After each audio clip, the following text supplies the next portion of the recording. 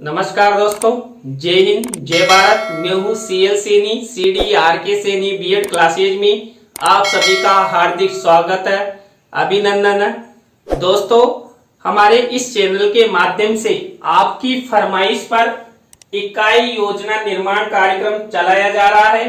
इस इकाई योजना निर्माण कार्यक्रम के अंतर्गत हम आपको आपके सभी शिक्षण विषयों पर इकाई योजना निर्माण करना बताएंगे।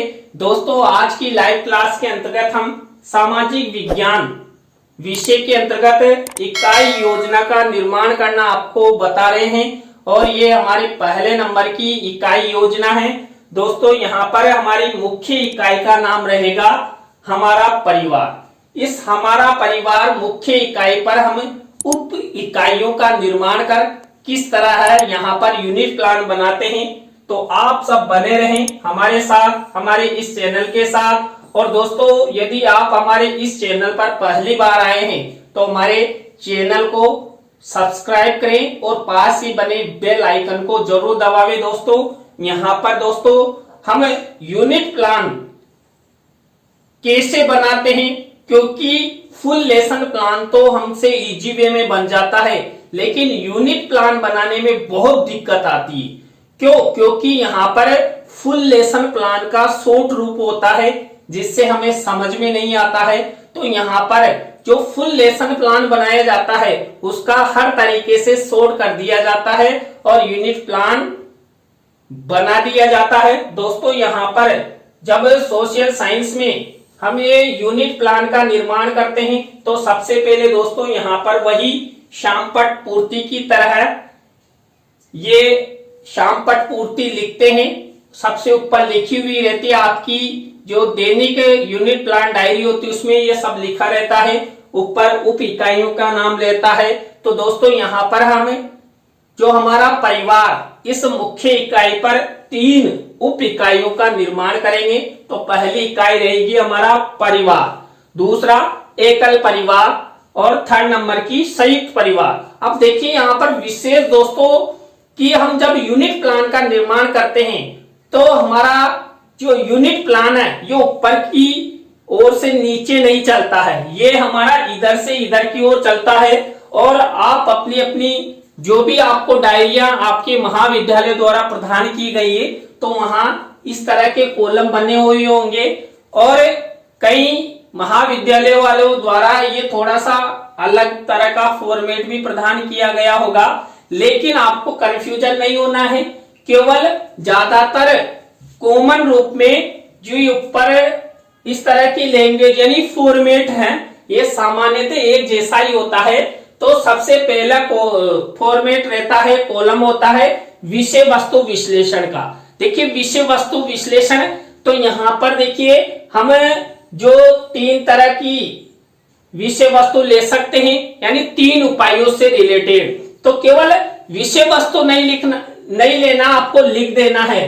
तो देखिए मेरे द्वारा भी ये विषय वस्तु के बारे में लिख दिया है कि हमें यहाँ पर जो हमारी पहली इकाई है यानी कि परिवार, इससे रिलेटेड हम विषय वस्तु लेंगे। दूसरा एकल परिवार से रिलेटेड विषय वस्तु लेंगे और संयुक्त परिवार से रिलेटेड विषय वस्तु लेंगे। और दोस्तों इसी तरह जो दूसरा हमारा कॉलम होता है उद्देश्य एवं अपेक्षित व्यवहारगत परिवर्तन, इसमें हम आप सबको पता है हम 6 उद्देश्य निर्मित करते हैं, उनके विशिष्टीकरण बनाते हैं, उनके अपेक्षित व्यवहारगत परिवर्तन बनाते हैं।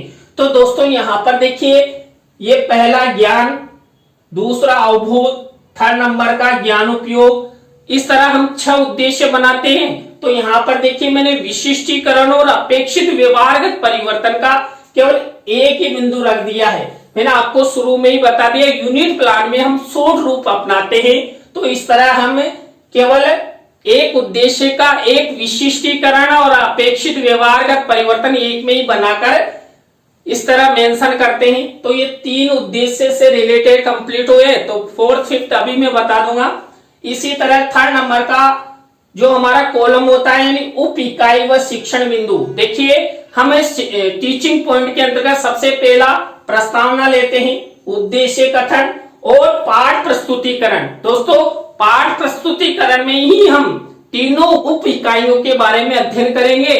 तो यहाँ पर देखिए दोस्तों, इसके बाद हमारा जो तीनों उप इकाइयां हैं वो चलेगी, उसके बारे में मैं अभी बता रहा हूं। इसके बाद हमारा 4th और 5th नंबर का कॉलम होता है छात्र अध्यापक छात्र अध्यापिका क्रिया और छात्र छात्रा क्रिया। तो दोस्तों यहाँ पर देखिए, हम 3 से 5 प्रस्तावना के प्रश्न बनाते हैं ना, तो यहाँ पर शॉर्ट रूप में केवल आपको 2 से 3 प्रस्तावना के प्रश्न बनाना है। तो देखिए प्रश्न और ये उत्तर लिख दी है। इसके बाद उद्देश्य कथन करना है। तो उद्देश्य कथन भी छात्र अध्यापक छात्र अध्यापिका से रिलेटेड होता है, छात्र छात्रा से रिलेटेड होता है। तो इस तरह का ये फॉर्मेट बना दिया। इसके बाद पाठ प्रस्तुतिकरण चलता ही है। तो इसके बाद देखिए हमारा नेक्स्ट स्टेप यानी नेक्स्ट कॉलम है शामपट कार्य व सारांश। देखिए इसके अंतर्गत हम क्या करते हैं, जो हम 3 इकाइयां लेते हैं और शामपट पर जो ब्लैक शीट का मिनिएचर बनाते हैं ना, वो लिखते हैं, अभी आपको आगे दिखाई देगा। इसके बाद मूल्यांकन कार्य। देखिए यहाँ पर सामाजिक विज्ञान के लेसन प्लान में हम क्या करते हैं, पुनरावृत्ति प्रश्न पूछे जाते हैं, मूल्यांकन प्रश्न पूछे जाते हैं। उनमें से कुछ प्रश्नों को, ज्यादा नहीं कुछ, तो मेरे द्वारा देखिए केवल 3 ही प्रश्न बने हैं। तो इस तरह आपको ये बना देना है। इसके बाद नेक्स्ट कॉलम देखिए शिक्षण सहायक सामग्री का। देखिए फुल लेसन प्लान में हम क्या करते थे, फुल लेसन प्लान में हमें सामान्य और विशिष्ट शिक्षण सहायक सामग्री का यूज करते थे। तो यहाँ पर लिख दिया मैंने चाक, मार्जनी, रोलर बोर्ड, चार्ट, चित्र मॉडल आदि।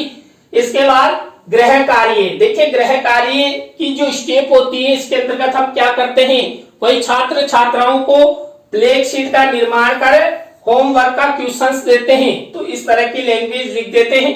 तो दोस्तों ये यहाँ तक का फॉर्मेट हमारा कंप्लीट हो चुका है। अभी मैं आपको इसको जूम करके भी बता दूंगा। और यदि आप चाहते हैं कि हमें पीडीएफ मिले, तो हमारा जो चैनल पर है, जो हमारे हेल्पलाइन है, उस पर आप कमेंट्स करें और शुल्क दे और इसकी पीडीएफ प्राप्त कर ले। देखिए निःशुल्क कोई कुछ नहीं है, ये चैनल पर जो अपलोड है वो आप सबके लिए फ्री है। लेकिन यदि आप पीडीएफ पीपीटी चाहते हैं तो उसके लिए सशुल्क है। देखिए यहां तक का फॉर्मेट हुआ। अब इसके आगे का फॉर्मेट मैं आपको बता देता हूं। देखिए वही नंबरिंग डले हुए हैं, 1 2 3 4 5 6 7 8 9 10। अब देखिए हमारे सबसे पहले तो ये उद्देश्य 4th 5th नंबर का, और वही जो हमारी उप इकाइयां हैं उससे रिलेटेड कार्य चल गया है। तो सबसे पहले विकासात्मक प्रश्न और विकासात्मक उत्तर। अब यहाँ पर दोस्तों देखिए हम वहां पर अधिक यानी कि कम से कम 3 विकासात्मक प्रश्न बनाते थे। तो यहाँ पर केवल 2 विकासात्मक प्रश्न और उनके उत्तर लिख दिए हैं। इसके बाद छात्र अध्यापक छात्र अध्यापिका का उत्तर लिखते थे, यहाँ लिखना नहीं है, केवल कह देना है, क्योंकि यहाँ पर शॉर्ट रूप में यूनिट प्लान बनाते हैं। तो लिख दिया देखिए छात्र अध्यापक छात्र अध्यापिका परिवार शिक्षण बिंदु से संबंधित क्या करेगा, छात्र अध्यापक छात्र अध्यापिका कथन करेगा। तो ये कथन करेगा और ये इस तरह लिख देना। इसके बाद बोध प्रश्न। देखिए वहां पर हम 3 से 5 बोध प्रश्न बनाते थे, लेकिन यहाँ पर हमने केवल 2 बोध प्रश्न उत्तर लिए हैं। तो इस तरह हम प्रत्येक टीचिंग पॉइंट यानी कि प्रत्येक उप इकाई के बारे में इस तरह बनाते हैं। इसी तरह देखिए दूसरी उप इकाई हमारी यहाँ पर एकल परिवार। देखिए एकल परिवार से रिलेटेड है। तो वही सबसे पहले विकासात्मक प्रश्न उत्तर, छात्र अध्यापक छात्र अध्यापिका कथन और बोध प्रश्न। इसके बाद देखिए दोस्तों हमारा 3rd नंबर का टीचिंग पॉइंट, ये हमारे 6ठे नंबर का उद्देश्य, और 3rd नंबर का टीचिंग पॉइंट यानी उप इकाई संयुक्त परिवार। तो इस तरह ये विकासात्मक प्रश्न उत्तर, छात्र अध्यापक छात्र अध्यापिका कथन और बोध प्रश्न। अब देखिए दोस्तों मैंने आपको बताया था इधर हमारा जो 6 नंबर का कॉलम था, यहाँ पर शामपट कार्य से रिलेटेड था। तो देखिए तीनों उप इकाइयों से रिलेटेड मैंने यहाँ पर ब्लैक शीट का निर्माण करके सिल्वर कलर के पेन से लिखकर इस तरह का मिनिएचर चिपका दिया है। तो इस तरह देखिए यहाँ पर दोस्तों ये आपको इस तरह कार्य करना है। ये हमारा जो पहला टीचिंग पॉइंट है इससे रिलेटेड श्याम पटकार ये हैं। ये दूसरे नंबर का जो टीचिंग पॉइंट है इससे रिलेटेड है और ये थर्ड नंबर का जो टीचिंग पॉइंट है इससे रिलेटेड है दोस्तों। इसके बाद हमारा जो 7th नंबर का कॉलम है, 7th नंबर के कॉलम में देखिए मूल्यांकन कार्य के बारे में मैंने आपको बता ही दिया। पुनरावृत्ति प्रश्न उत्तर लिखते हैं। इसके बाद शिक्षण सहायक सामग्री और इसके बाद दोस्तों यहाँ पर हमारा नेक्स्ट जो शिक्षण सहायक सामग्री का कॉलम था 8वें नंबर का, तो यहाँ पर देखिए दोस्तों इसके बारे में मैंने लिखा है। तो यहाँ पर देखिए ये एकल परिवार और संयुक्त परिवार के चित्र लगाए हैं। तो दोस्तों इस तरह आपको ये यूनिट प्लान बनाना है। अब देखिए मैं आपको प्रत्येक जो हमारा यहाँ पर ये कॉलम है इसको जूम करके दिखा रहा हूं, आप स्क्रीनशॉट ले लेना। यहाँ पर हम आपको केवल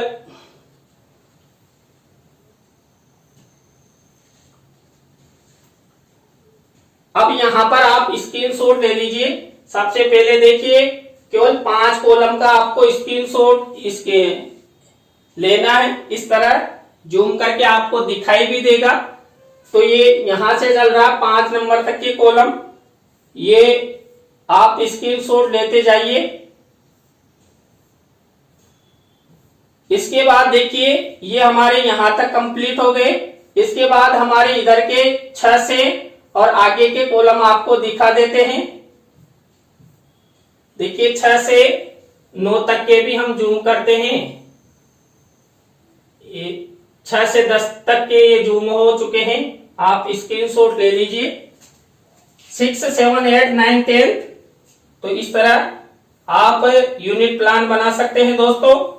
और आपको यदि हमारा यूनिट प्लान अच्छा लग रहा हो तो जल्दी से लाइक करते रहिए दोस्तों और अपने अपने दोस्तों को शेयर भी करते रहिए। तो दोस्तों इस तरह आपको ये सामाजिक विज्ञान पर यूनिट प्लान बनाना है दोस्तों। तो दोस्तों आज की लाइव क्लास आपको कैसी लगी कमेंट्स में हमें जरूर बताएं। अच्छी लगी हो तो लाइक करें, कमेंट्स करें और शेयर जरूर करें दोस्तों आप पीडीएफ हेतु शुल्क देकर हमारे इस हेल्पलाइन पर संपर्क कर सकते हैं दोस्तों। नए यूनिट प्लान के साथ हम आपसे फिर मिलेंगे CDRK यानी बीएड क्लासेज पर। जय हिंद, जय भारत, राम राम सा।